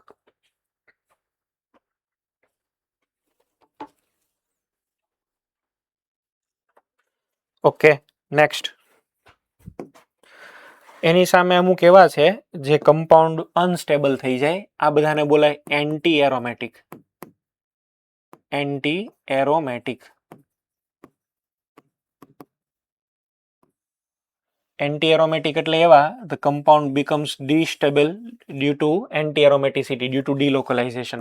આ એક એવો કેસ છે, હમણાં કોઈક ભાઈએ મને પૂછેલું કે સાહેબ ઇલેક્ટ્રોન છે એ ABMO માં જાશે. આ એવો કેસ છે, ઇલેક્ટ્રોન BMO ની જગ્યાએ ABMO માં જવા માંડે અને એટલા માટે થઈ અને આ ડીસ્ટેબલ બને. બરાબર છે, ડીસ્ટેબિલાઇઝ ડ્યુ ટુ ડીલોકલાઇઝેશન. ડીલોકલાઇઝેશન થયું અને અનસ્ટેબલ થયો.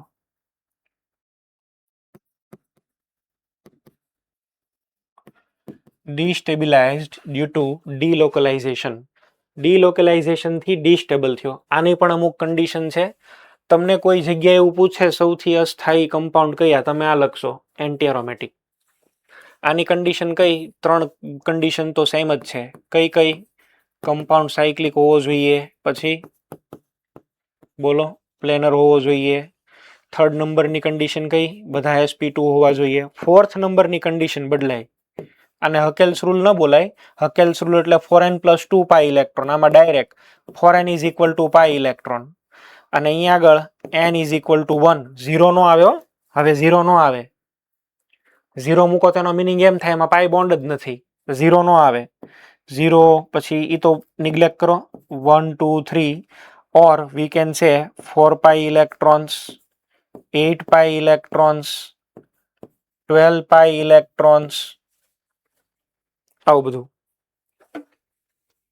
આવું જો થાય તો કમ્પાઉન્ડ છે એ બહુ અનસ્ટેબલ થઈ જાય. આ કન્ડિશનને ફોલો કરે તો કમ્પાઉન્ડ બહુ એટલે બહુ અનસ્ટેબલ થઈ જાય અને એને કહેવાય એન્ટી એરોમેટિક. ફોર એક્ઝામ્પલ, ચલો cyclopropenyl anion see 4n is equal to 4, n is equal to 1 થયો.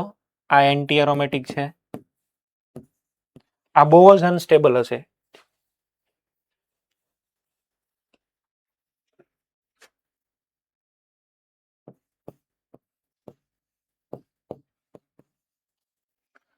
ચલો 4n is equal to 4, n is equal to 1.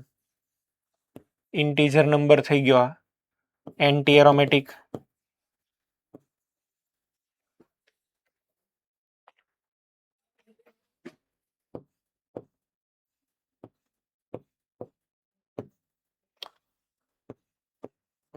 n is equal to 4, n is equal to 1 અને n is equal to 1 તો anti aromatic.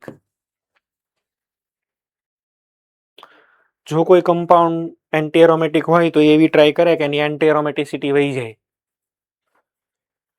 તો એની આમાં બધામાં છે ને electron છે ને એ ડીલોકલાઇઝેશન થી અનસ્ટેબિલિટી પ્રોવાઈડ કરે. આ રિવર્સ એક્ઝામ્પલ છે એરોમેટિસિટીનું. તો એ એન્ટી એરોમેટિસિટી અવોઇડ કરવાનું પૂરેપૂરી ટ્રાય કરે. બરાબર, ટુ અવોઇડ એન્ટી એરોમેટિસિટી. આને બોલાય સાયક્લોબ્યુટાડાઇન. તો સાયક્લોબ્યુટાડાઇન છે એ શું કરે અવોઇડ કરવા માટે? એન્ટી એરોમેટિસિટી અવોઇડ કરવા માટે એ એના જે સિગ્મા બોન્ડ છે ને, બે બોન્ડ, એ બોન્ડ લેન્થ અલગ અલગ કરી નાખે. આ પાઈ બોન્ડ ને સિગ્મા બોન્ડ, આ બે બોન્ડ લેન્થ અલગ અલગ કરી નાખે. બરાબર, એકને કરી દઈએ એ ને એકને કરી દઈએ બી, વેર એ ઇઝ નોટ ઇક્વલ ટુ બી. આવી ટ્રાય કરે. આને કહેવાય બોન્ડ લેન્થ ડિસ્પ્રોપોર્શનેશન. બોન્ડ ડિસ્પ્રોપોર્શનેશન રેડોક્સમાં કોને કહેતા હતા બોલો? એક આરે વધારો ને એક આરે ઘટાડો. આવું આવ્યું હતું ક્યાંય? વિષમીકરણ કહેવાય ગુજરાતી વાળા રેડોક્સમાં. હા, તો આમાં બોન્ડ લેન્થની ડિસ્પ્રોપોર્શનેશન. એક બોન્ડ નાનો કરી દે ને બીજો બોન્ડ કરી દે લાંબો લાકડા જેવો. બરાબર છે, એટલે કે ઓલું ડીલોકલાઇઝેશન ન થાય એવો પ્રયત્ન કરે. આને કહેવાય bond length disproportionation. Disproportionation in bond length. આવી ટ્રાય કરે. બીજું શું કરે? બીજું પીડા ડાયમરાઇઝ થાય. ડાયમરાઇઝેશન એટલે જો આવી રીતે હશે. અહીંયા આગળ પાઈ ઇલેક્ટ્રોન છે જ બે, આ પાઈ બોન્ડ સમજજો, અહીંયા પાઈ ઇલેક્ટ્રોન છે જ, આની હારે સેટિંગ કરી લે, આની હારે બરાબર, આ બેન જોડી દેવાના, સામ સામે જોડી દો. ચલો તો થશે એવું,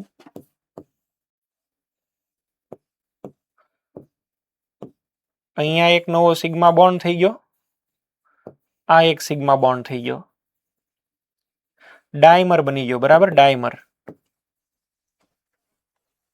હવે આમાં એન્ટી એરોમેટિસિટી નથી. રૂમ ટેમ્પરેચરે તમે આને લેવા જાવ ને તો આ જ મળે. રૂમ ટેમ્પરેચરે તમને આ મળે. To avoid an anti aromaticity it dimerises, અને એટલે આપણને આવું મળશે. તમને એવું પૂછે કે કયો કમ્પાઉન્ડ છે એ રૂમ ટેમ્પરેચરે ઇમ્પ્યોર હોય, તો તમે આ લેવા જતા હો આ, પણ એની અંદર અમુક પર્સન્ટેજ આ બની ગયેલા જ હોય. પછી તમે આને હીટિંગ કરો એટલે આ પાછા છૂટા પડે અને આમાં કન્વર્ટ થાય. તે રિમેન ઇન ઇક્વિલિબ્રિયમ, આ બે ફોર્મ એકબીજામાં ઇક્વિલિબ્રિયમમાં હોય, આવું બની જ જાય ડાયમર. આપણે બનાવવું ન હોય ને તોય, એટલે આ ઇમ્પ્યોર હોય. રૂમ ટેમ્પરેચરે સાયક્લોબ્યુટાડાઇન ઇમ્પ્યોર મળે તમને. બોલો. બોન્ડ લેન્થ અલગ કરવાથી એન્ટી એરોમેટિસિટી કેવી રીતે અવોઇડ થાય? બોન્ડ લેન્થ છે એ હું અલગ અલગ કરી દઉં, બરાબર. એટલે માની લે કે જો આવી રીતે વિચારજે, આપણે તો શું કીધું હતું, ડિલોકલાઇઝેશન ક્યારે થાય? કોન્જુગેશન હોય તો. ચલ આ બધી ઓર્બિટલ્સ નજીક નજીક છે, પણ હવે આ બધી ઓર્બિટલ્સ ને છે હું મૂકી દઉં તો સમજે છો ને? હવે અહીંથી અહીંયા આગળ ક્યાં ઠેકડો મારવા જાવો? બધે કઈ થોડો ઓલા રમતમાં ભાગ લીધો હોય કે ઓલું વાંસ પકડીને સીધો ઠેકડો મારે ત્યાં જમ્પ. ઓર્બિટલ્સ બધી દૂર દૂર વહી ગઈ, તો હવે ઓવરલેપિંગ કેમ કરવું? રિએક્શન કરવી હોય તો નજીક તો જવું પડે ને. આગેથી રિએક્શન થશે, કોઈ રિએક્શન તો આગેથી કરી શકીશ? નજીક તો જવું ને એલા રિએક્શન કરવા. કેમ આમાં થાય? લે કે લે, આગેથી ખાલી છે ને મહેસૂસ થાય, થોડીક થોડીક ફિલિંગ આવે, રિએક્શન ન થાય. બરાબર છે? સમજી ગયો? એટલે આ દૂર વયો ગયો. જો આ દેખાય ને મોટો લાંબો બોન્ડ, હા, તો એ ડિલોકલાઇઝેશન ઘટી જાય. આગળ હોય ને એટલે એક્સટેન્ટ ઓફ ઓવરલેપિંગ ઓછું થઈ જાય. ઓકે, ચાલો. તો એન્ટી એરોમેટિક જે હોય ને એને ખબર હોય કે આમાં કેવું થાય. ટુ અવોઇડ એન્ટી એરોમેટિસિટી, આ આપણે એક એક્ઝામ્પલ કીધું. સેકન્ડ એક્ઝામ્પલ હું લઉં છું. ચલો એક બીજું એક્ઝામ્પલ લઉં છું, એ તમે લોકો છે એ ધ્યાન આપો. આ તમને આ પૂછે છે, ચલો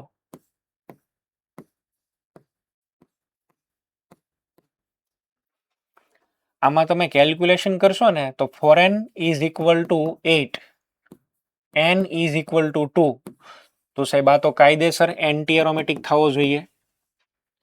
હવે એન્ટી એરોમેટિક થવા માટે થઈને એન્ટી એરોમેટિક તો કોઈને ગમે નહીં, એટલે આ જે કમ્પાઉન્ડ છે એ એકચ્યુઅલી 3D ની અંદર છે એ આપણે સ્ટડી કરીએ તો 3D ની અંદર એ કંઈક આવો બની જાય છે.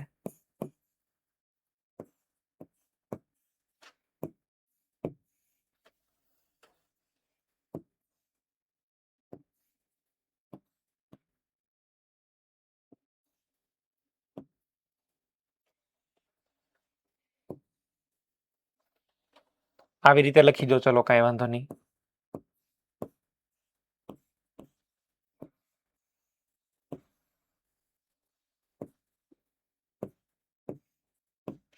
આને બોલાય ટબ શેપ. હવે ટબ શેપ થાય એટલે એકય ઓર્બિટલ પેરેલલ ન રહે. None of the orbitals are parallel. કોઈ ઓર્બિટલ છે એ પેરેલલ નથી રહેતી, અને પેરેલલ નથી રહેતી એટલે આ કેસ તમને પૂછાય, તમે લોકો આન્સર લખશો નોન એરોમેટિક. નોન એરોમેટિક, નહીં કે એન્ટી એરોમેટિક. એન્ટી એરોમેટિક થવા માટે ઓર્બિટલ્સ તો પેરેલલ હોવી જોઈએ ને. આમાં ક્યાં પેરેલલ છે? ટબ શેપ છે આનો. આવું ડ્રો કરીને આપે તો આવું ટબ વિચારવાનું. નોન એરોમેટિક લખજો. એન્ટી ફોર્મ્યુલા ભલે ફોલો કરે આને, પણ પેરેલલનેસ નથી આની અંદર. Orbitals are no longer parallel, and that is why it is classified as non aromatic compound. Non aromatic છે. એ એન્ટી એરોમેટિસિટી નો આવે એટલે તો પોતે ટબ શેપની અંદર વયો ગયો.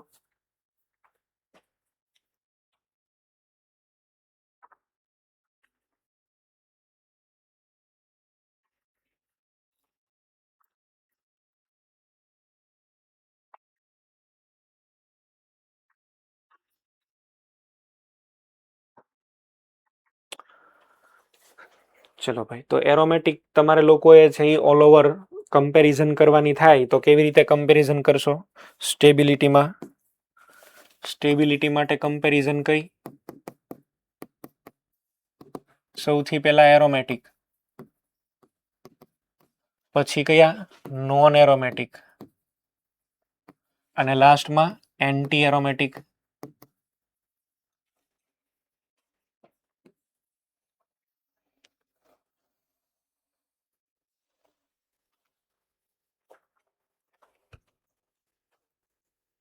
એમાં એરોમેટિક અને એન્ટી એરોમેટિક તો સાયક્લિક જ હશે.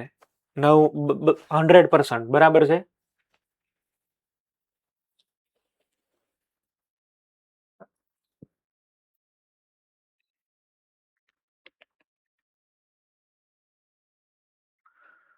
ઓકે, એરોમેટિકના અમુક સ્પેશિયલ એક્ઝામ્પલ લઉં છું હવે હું. ચલો, પોલીસાયક્લિક એરોમેટિક.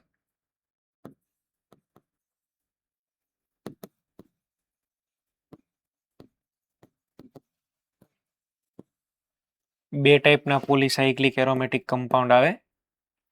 બરાબર. પેલું જે એક્ઝામ્પલ છે એ છે ફ્યુઝડ અને સેકન્ડ છે આઇસોલેટેડ. ફ્યુઝડ એટલે જોઈન્ટ થયેલા હોય એવા. For example, naphthalene is the fused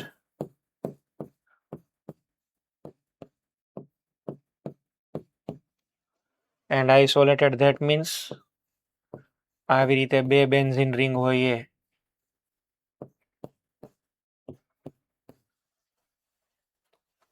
આને શું કહેવાય? ડાયફિનાઇલ.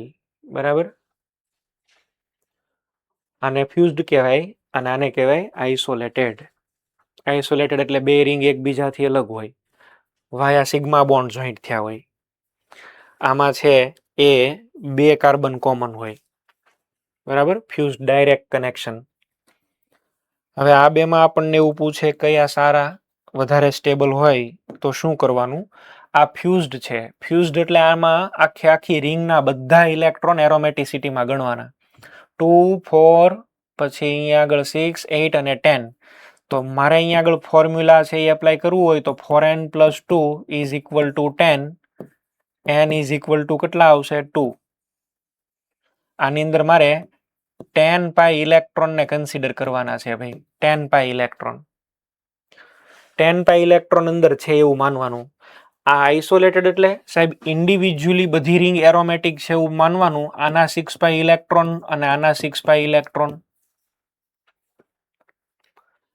આમાં આખા 10 પાઈ ઇલેક્ટ્રોન અને આની અંદર 6 પાઈ અલગથી. બરાબર. આમાં 10 પાઈ ઇલેક્ટ્રોન. તમે જો આમાં 10 પાઈ ઇલેક્ટ્રોનનું ડિલોકલાઇઝેશન, આમાં 6 અને 6 ટોટલ 12 નું, તો આ બેમાં વધારે સ્ટેબલ નીકળે.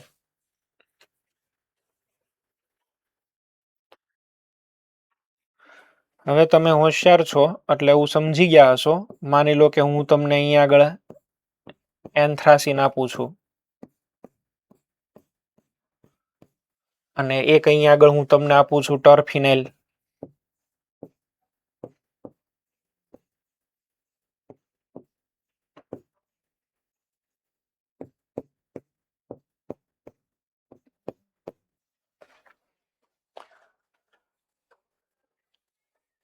તો આમાં મારે કેટલા પાઈ ઇલેક્ટ્રોન સમજવાના? બોલો. 14 પાઈ ઇલેક્ટ્રોન સમજી લઉં અને આની અંદર ઇન્ડિવિજ્યુઅલી 6 પાઈ ઇલેક્ટ્રોન, આના 6 પાઈ ઇલેક્ટ્રોન, અહીંયા 6 પાઈ ઇલેક્ટ્રોન. કેટલા થઈ ગયા ટોટલ? 18 પાઈ ઇલેક્ટ્રોન. વધારે ઇલેક્ટ્રોન ડિલોકલાઇઝ આમાં થયા, આ વધારે સ્ટેબલ.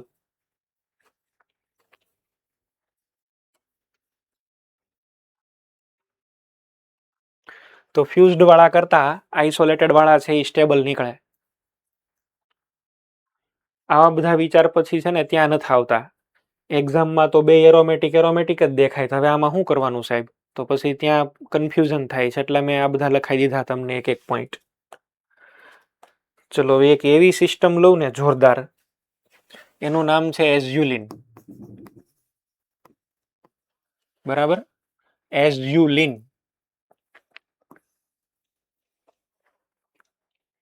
એક પ્લાન્ટ છે, એની અંદર બ્લુ કલરનું એક ફ્લાવર આવે, એની અંદર આ કમ્પાઉન્ડ મળે એઝ્યુલિન. એઝ્યુલિન એટલે એક 7 મેમ્બરની રિંગ છે અને એની હારે ફ્યુઝડ રીતે 5 મેમ્બરની રિંગ કનેક્ટ થાય.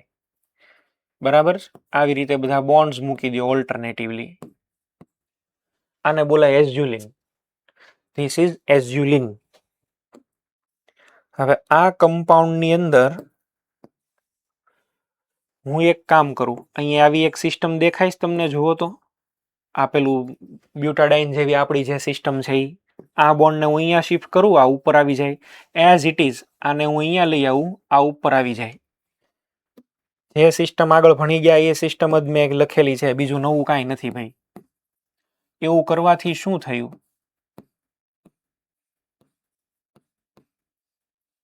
એવું કરવાથી અહીંયા આગળ પ્લસ ચાર્જ આવ્યો, ઉપર થઈ ગયો માઇનસ ચાર્જ. આવું બન્યું ભાઈ.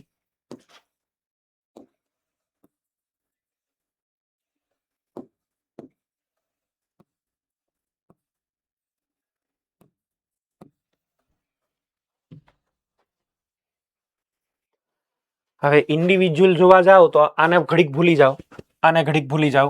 આ 7 મેમ્બરની રિંગ અને પ્લસ ચાર્જ, આખી સિસ્ટમ એરોમેટિક કહેવાય કે નહીં? હા, અને ટ્રોપોલિયમ કેટાયન કહેવાય. એવું નામ યાદ કીધું હતું મેં તમને એકવાર રેઝોનન્સમાં. ટ્રોપોલિયમ, ઓલી 7 સ્ટ્રક્ચર બને, 1/7 1/7 એવું બને.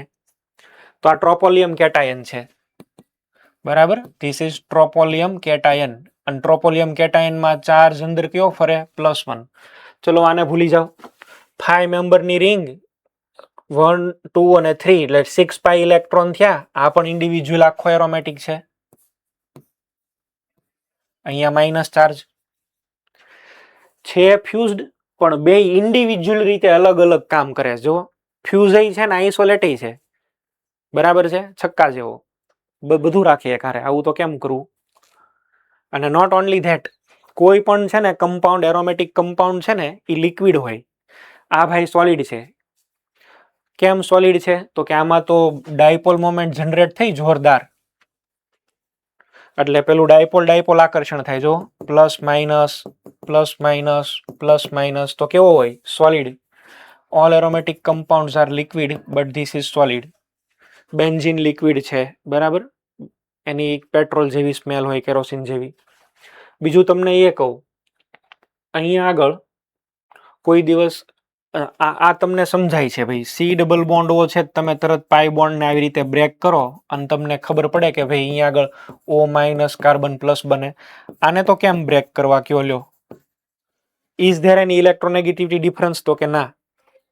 અને ઇલેક્ટ્રોનેગેટિવિટી ડિફરન્સ નથી તો આમાં ચાર્જીસ ક્રિએટ થાય? ન થાય. તો આની અંદર દરેક સભ્યની અંદર તમે જોશો ને તો ક્યાંય ઇલેક્ટ્રોનેગેટિવિટીનો ડિફરન્સ નથી, ઇવન ધો આની અંદર પ્લસ માઇનસ ચાર્જ મળે છે.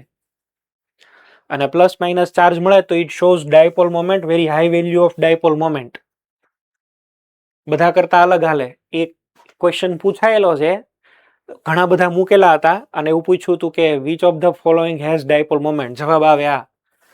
આમાં ક્યાંય ઇલેક્ટ્રોનેગેટિવિટીનો ડિફરન્સ નથી, પણ ઇન્ડિવિજ્યુઅલી એરોમેટિક થવા માટે, બે રિંગ સ્વતંત્ર રીતે એરોમેટિક થવા માટે એ પોતે ચાર્જનું આવું સેપરેશન કરી નાખે. અને એવું નહીં, ઘડીકમાં છે આ ફ્યુઝ હોય તો એમાંથી પાછું આઇસોલેટ થાય, આઇસોલેટમાંથી ફ્યુઝ, ફ્યુઝમાંથી આઇસોલેટ, ઓસિલેટ થયા કરે ભાઈ બે વચ્ચે. એટલે તમે સમજો છે, 7 મેમ્બરમાંથી 5 મેમ્બરમાં ઇલેક્ટ્રોન જાય પાછા આવે, જાય પાછા આવે, જાય પાછા આવે. તમે લોકો સ્ટ્રક્ચર ઓફ એટમમાં પેલું શીખ્યા હશો, અહીંયા બધા એનર્જી લેયર્સ હોય, ઓલો લાયમન બામર પાસ્ચન બ્રેકેટ ફૂંડ. ઉપરથી પેલો ઇલેક્ટ્રોન નીચે આવે એટલે શું થાય? એનર્જી રિલીઝ કરે ને. આવું શીખ્યા કે? પેલા એને શું કહેવાય છે? સ્પેક્ટ્રોસ્કોપ કહેવાય બધા. લાયમન બામર પાસ્ચન સિરીઝ આપેલી છે, બરાબર. બામર વાળામાં વિબગ્યોર જેવા કલર તમને મળે. તો ઇલેક્ટ્રોન ટ્રાન્ઝિશન થાય, electron transition n is equal to 1 માંથી 2 2 માંથી 1 ને, તો એમાં કલર ડેવલપ થાય. જનરલી એરોમેટિક કમ્પાઉન્ડ છે ને કલરલેસ હોય. આ છે એ કલરફુલ છે. કેમ? તો કે આમાં ઇલેક્ટ્રોન ટ્રાન્સફર થયા. બરાબર. તો અહીંયા આગળ છે આ વાયોલેટ કલરનો છે. બરાબર, વાયોલેટ કલરનો છે. ઇટ ઇઝ સોલિડ, વાયોલેટ અને હેઝ ડાયપોલ મોમેન્ટ. બધા કરતા અલગ થયો છે. ફ્યુઝ તે અને આઇસોલેટ છે, બેય છે. ફ્યુઝ અને આઇસોલેટ ની વચ્ચેનું સ્વરૂપ છે આ. આને બોલાય એઝ્યુલિન. એઝ્યુલિન તમને દેખાય આવો દેખાય. એક કઈક આઈડેન્ટિફિકેશન શું? 7 મેમ્બર રિંગ ની આરે 5 મેમ્બર રિંગ. અને it is isostructural with naphthalene. Naphthalene જેવું જ હોય આ. બરાબર, નેપ્થેલિન ની જેવું જ છે. તો આ એક અલગ કેસ થઈ ગયો. આમાં ડાયપોલ મોમેન્ટ મળશે. શું કામ મળે એ મેં તમને સમજાવ્યું. અચ્છા, તમને એવું પૂછે કે આ વધારે સ્ટેબલ કે આ સ્ટ્રક્ચર વધારે સ્ટેબલ, તમે કહેશો આ. કેમ? ઇન્ડિવિજ્યુઅલ બે રિંગ વધારે એરોમેટિક. ભાઈ બે સ્વતંત્ર રીતે એરોમેટિક થાય તો શું વાંધો છે? એક આખું એરોમેટિક રહે એની કરતા, તો એ વધારે બેનિફિટ કહેવાય.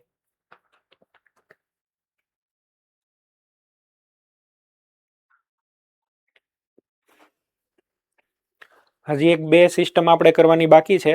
ક્વાસી એરોમેટિક છે અને એન્યુલિન્સ બાકી છે અને પેરીફિરાલ સિસ્ટમ બાકી છે. આ 3 સિસ્ટમ પૂરા કરીને પછી આના તમને હું MCQ કરાવું છું. એરોમેટિસિટીના MCQ કરવા જરૂરી છે. દર વર્ષે છે એ ક્વેશ્ચન હોય જ. JEE વાળા તો ખાસ કરો આ વર્ષે, એને ક્વેશ્ચન આવશે. બરાબર.